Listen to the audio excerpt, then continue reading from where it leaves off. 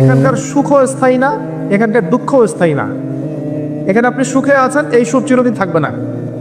এখন খুব সুখে আছি আলহামদুলিল্লাহ, কিন্তু এই সুখ কিন্তু চিরস্থায়ী হবে না, মাথায় নিতে হবে। এখন খুব কষ্টে আছেন, এই কষ্টও চিরস্থায়ী হবে না, সুখ আসবে পরে। এখন সুস্থ আছেন, এই সুস্থতা চিরস্থায়ী হবে না, অসুস্থ হবেন। আবার অসুস্থ আছেন, এই অসুস্থতা চিরস্থায়ী হবে না, আবার আপনি সুস্থ হবেন ইনশাআল্লাহ। মানে দুনিয়াতে কোনো কিছুই চিরস্থায়ী না। কারণ কি? কারণ দুনিয়াটাই তো চিরস্থায়ী না, সব টেম্পোরারি। এটা হচ্ছে দুনিয়ার বাস্তবতা, হাকিকত। কোনটা স্থায়ী? ওয়াল আখিরাতু খায়রুন ওয়া আবকা।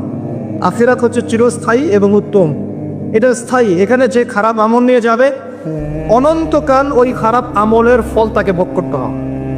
ওখানে যে সৎ আমল নিয়ে যাবে, ঈমান নিয়ে যাবে, অনন্তকাল সে সুখ এবং স্বাচ্ছন্দ্যে থাকবে ইনশাআল্লাহ। এই কথাটা কখনো ভুলে যাওয়া যাবে না। দুনিয়া একটা ক্ষণস্থায়ী জায়গা।